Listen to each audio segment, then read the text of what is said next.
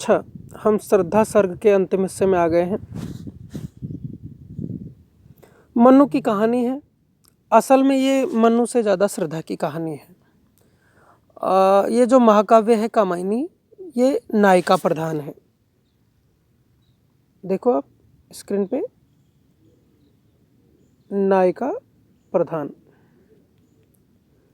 महाकाव्य भारत में और हिंदी में अधिकतर नायक प्रधान है, यानी हीरो के चारों तरफ कहानी घूमती है।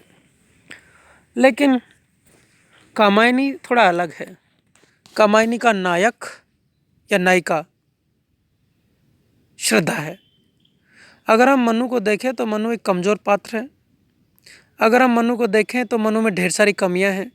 और ये कहानी मन्नू के चारों तरफ घूमती भी नहीं है। ये कहानी श्रद्धा के चारों तरफ घूमती है, श्रद्धा के इर्द गिर्द घूमती है। और सबसे बड़ी बात कि ये कहानी श्रद्धा के नाम से ही है। कामायनी, कामायनी श्रद्धा का ही एक नाम है। तो कहानी किसकी हुई? श्रद्धा की हुई। और मनु जो चिंता सर्ग में आता है, जो इसका पहला सर्ग है चिंता, दूसरा आशा, तीसरा श्रद्धा, उसमें जो चिंता मग्न मनु बैठा है वो काम वासना लज्जा सर्ग तक आते आते तो एकदम खलनायक की भूमिका में आ जाता है, या ऐसे काम नहीं करता कि उसको नायक कहा जाए। नायकत्व से वो अभ्यस्त किया जा सकता है। इसका नायक श्रद्धा ही है। और मनु में कमजोरियां भी हैं। अभी आपने देखी होगी, जब हमने ये पढ़ा था, श्रद्धा सर्ग पढ़ी थी, तो श्रद्धा सर्ग में देखा था कि वो निराश है, हताश है, उदास है, वैराग्य की तरफ बढ़ रहा है। उसका मन, जीवन जीने की इच्छा नहीं है। बोलता है कि मुझे असफलताओं ने इतना घेर लिया है कि जीने की इच्छा नहीं है। और जब कामायनी या श्रद्धा उसको प्रेम का प्रस्ताव रखती है तब भी वो मना कर देता है। तो वो एक हताश, निराश, उदास और ज़िंदगी से हारा हुआ इंसान है। श्रद्धा उसको कहती है कि तुम तो जिंदगी का दाव हार बैठे, जिसको वीर लोग तो मरकर भी जीतते हैं, तुम उसको हार बैठे हो, जिंदा ही हार बैठे हो। तो इसको प्रोत्साहित करती है जीवन जीने के लिए और अपने आप को समर्पित करती है।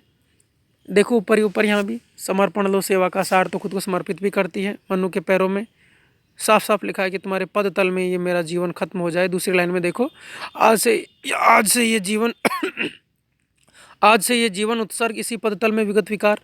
मन में कोई दुविधा का त्याग कर, मन की सारी दुविधाओं का त्याग कर तुम्हारे पैरों के तले ही मैं अपना जीवन समर्पित करना चाहती हूँ, ऐसा नायिका बोलती भी है। दया, माया, ममता, मधुरिमा और विश्वास, ये सारा समर्पित करती है मनु के प्रति। लेकिन मनु क्या है, इन सब को ठोकर मारकर एक दूसरी लड़की की तरफ आकर्षित होता है और उसका नाम है इड़ा। क्या नाम है उस लड़की का? इड़ा। मनु अभी श्रद्धा के प्रति आकर्षित है, फिर इड़ा के प्रति आकर्षित हो जाएगा। इड़ा से प्रेम प्रस्ताव भी रखेगा और इड़ा जब मना कर देगी, अब आप पूछोगे कि सर ये इड़ा कहाँ से आ गई। अब कामायनी का जो रचनाकार है वो बताता नहीं है कि इड़ा कहाँ से आ गई, कैसे बच गई प्रलय के बाद। असल में ये इड़ा और श्रद्धा और मनु, लेखक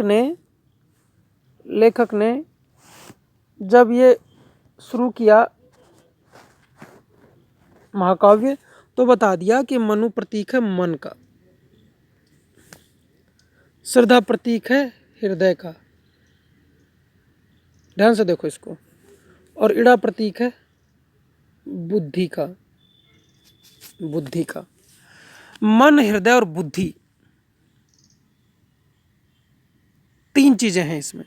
मन को हृदय से अलग किया है और बुद्धि तो अलग है ही, दिमाग, बुद्धि। कुछ लोग कहते हैं कि मैं मन से सोचता हूँ, हृदय से सोचता हूँ, दिल से सोचता हूँ। कुछ लोग कहते हैं मैं बुद्धि से सोचता हूँ। अब इस कामायनी में रहस्यवाद भी आया है और जो शैव संप्रदाय है उसका आनंदवाद भी आया है। खुद लेखक शिव जी के भक्त थे तो जो शैव संप्रदाय है उसमें एक विचारधारा आती है आनंदवाद की, यानी जीवन का चरम लक्ष्य है आनंद की प्राप्ति, चिर आनंद की प्राप्ति, ज्ञान क्रिया और इच्छा का समन्वय। इसी में तीन चीज़ें आई है, बुद्धि, हृदय और मन। तो मन की प्रवृत्ति क्या होती है? चंचलता, इधर उधर भागता है ना। गाना सुना होगा, मन के मत पे मत चलियो जीते जी मरवा देगा। और हमने सेकेंड ईयर में पढ़ा था मन पे, जब हमने रीतिकालीन कवि को पढ़ा था, देवदत्त को, देव को, कि अगर मेरे मन, अगर मैं जानता कि तुम मुझसे ऐसे ऐसे काम कराएगा तो मैं तेरे हाथ पैर तोड़ देता और तुझे मार देता, दबा देता, मार देता, मींच देता, तुझे मींच यानी मार देता, तेरे हाथ पांव तोड़ देता। मेरे मन, जो मैं जानता कि तू मुझे ऐसे जलाएगा तो मैं तेरे हाथ पांव तोड़ के बांध के रखता। तो मन का स्वभाव है कि मन चंचल होता है। अभी मैंने बताया कि मनु है, ये मन का प्रतीक है, और मन की विशेषता है कि वो चंचल होता है, एक जगह स्थिर नहीं होता। जैसे मनु क्या करता है, मनु पहले तो श्रद्धा की तरफ आकर्षित होगा, और जब श्रद्धा से मन भर जाएगा तो किसकी तरफ आकर्षित होगा? ईड़ा की तरफ।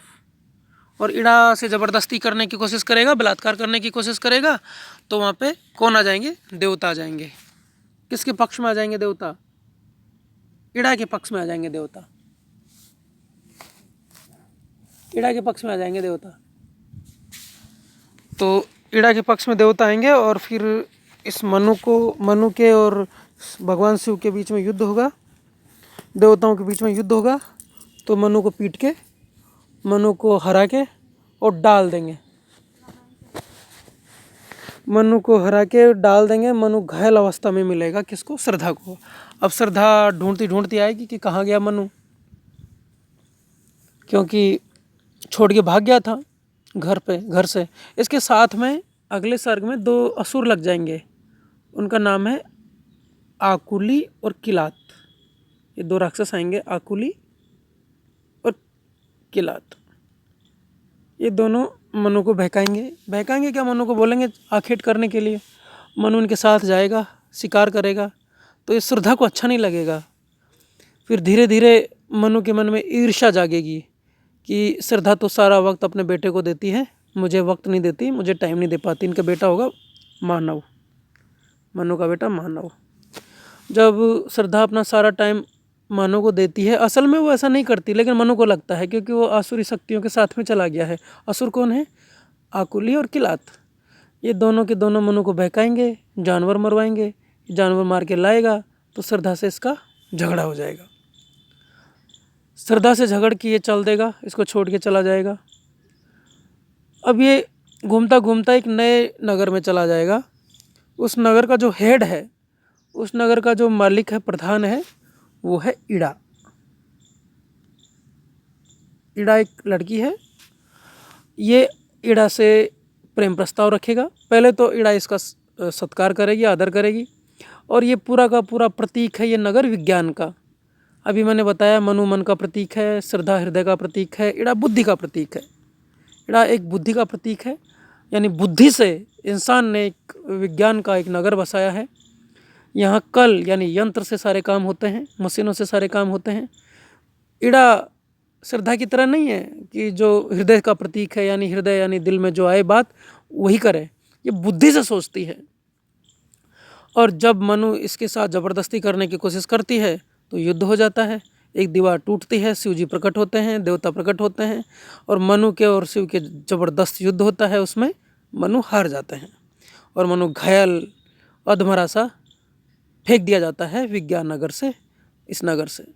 श्रद्धा ढूंढती ढूंढती आती है, और वहाँ उसको मनु मिलता है तो उसकी सेवा करती है, उसके साथ में उसका बेटा भी है। अब आते हैं हम अंतिम पंक्तियों में। यहाँ से देखो,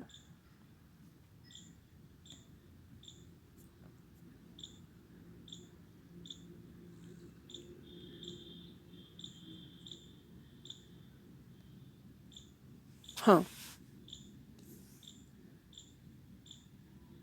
आज से मानवता की कीर्ति, यहाँ से देखो, आज से मानवता की कीर्ति श्रद्धा इसको प्रस्ताव रखती है प्रेम का, विवाह का, समर्पण का, और इसको उपदेश भी देती है मनु को कि आज से मानवता की कीर्ति, क्योंकि सारी दुनिया नष्ट हो चुकी है, केवल श्रद्धा और मनु बचे हैं, तो मानवता कैसे आगे बढ़ेगी?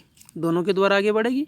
तो देखो, आज से मानवता की कीर्ति, अनिल भू जल में रहे न बंद, जलधि के फूटे कितने उत्स, द्वीप कच्छप डूबे उतराए। जलधि यानी समुद्र। क्या हुआ था?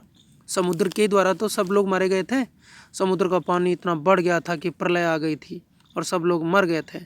अब ये कह रही है कि आज से मानवता की कीर्ति यानी मानवता फैलेगी, उसका यश फैलेगा। कीर्ति यानी यश फैलेगा कहाँ पे? अनिल यानी हवा में, भू यानी ज़मीन पर, जल यानी पानी में, हर जगह मानवता का प्रसार होगा आज से।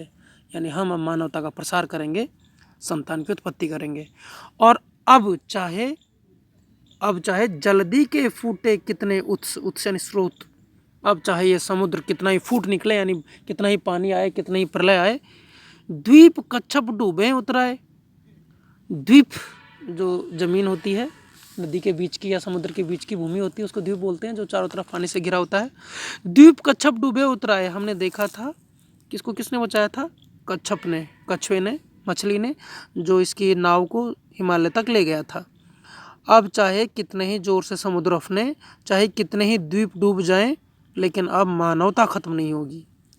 लिखा है आगे, किंतु वह खड़ी रहे दृढ़ मूर्ति। किसकी मूर्ति? मानव की, इंसान की दृढ़ मूर्ति खड़ी रहे, यानी इंसानियत अब जिंदा रहेगी। हम इस इंसानियत को फैलाएंगे, इस मानवता को फैलाएंगे, दोनों मिलकर। पराजय का बढ़ता व्यापार हंसाता रहे उसे। पराजय यानी हार, असफलता चाहे कितनी ही मिले, लेकिन वो हंसता रहेगा, अपनी हार से सीख कर आगे बढ़ता रहेगा। कौन? इंसान। हंसाता रहे उसे सविलास शक्ति का क्रीड़ा में संचार। बार बार मैंने बताया कि ये शक्ति की कविता है, शैववाद की कविता है, शिव को समर्पित कविता है। लेखक है वो शिव का भक्त है और इसमें बार बार शक्ति आएगी। तो ये शक्ति का क्रीड़ा में संचार, जैसे शक्ति ये सारा खेल कर रही है दुनिया को चलाने का, ये चारों तरफ खेल देख सकते हैं शक्ति का, ईश्वर का। और ये जो शक्ति के विद्युत कण जो व्यस्त विकल बिखरे हैं निरुपाय, और ये जो शक्ति बिखरी हुई है, इसको एकत्रित करने का काम, इसको पूंजीभूत करने का काम, इसको अपने आप में देखने का काम कौन करेगा? मनु। समन्वय उसका करे। समन्वय यानी इकट्ठा करना, उसको एकत्रित करना, उसको अपने अंदर उसको देखना, महसूस करना। तो उसको ये मानवता महसूस करेगी, मनु महसूस करेगा। मनु का बेटा कौन? मानव, हम सब लोग जो मनु से पैदा हुए हैं, इसका मायने के अनुसार। समन्वय उसका करे, समस्त विजयिनी मानवता हो जाए। और जब इस शक्ति को हम अपने आप में एकत्रित कर लेंगे तो क्या होगा? समस्त विजयिनी मानवता हो जाए, सारी मानवता विजित हो जाएगी, जीत जाएगी। ये कौन बोल रही है?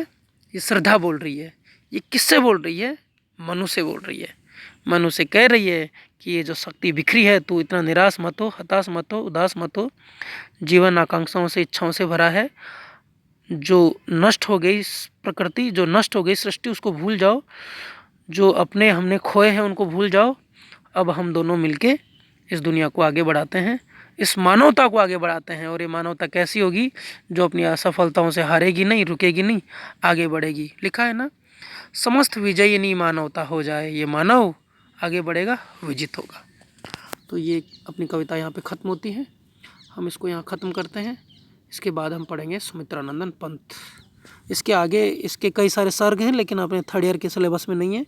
आप जब एमए में जाओगे तो श्रद्धा से आगे काम, काम से आगे वासना, फिर लज्जा, ये सब मन के भाव हैं। चिंता पहला पाठ जो मनु की चिंता से शुरू होता है। फिर दूसरे पाठ में आशा है, उसके मन में आशा का संचार होता है। तीसरा पाठ श्रद्धा है, ये मन के भाव हैं। जब श्रद्धा मनु के प्रति समर्पित होती है। चौथा काम है, जब उनके मन में काम का भाव पैदा होगा। फिर उनके पुत्र की उत्पत्ति होगी, जिसको मानव कहा गया है। काम, फिर वासना, काम के आगे का रूप वासना है। जब मनु श्रद्धा को छोड़ के ईड़ा की तरफ जाएगा तो वह वासना आएगा। फिर ईड़ा में जब लज्जा की उत्पत्ति होगी तो काम, वासना, लज्जा अगला सर्ग आएगा। ये सब भी आप एमए में पढ़ोगे। अभी हमारे सिलेबस में केवल ये एक पाठ लगाया गया है, यहाँ ख़त्म होता है। धन्यवाद।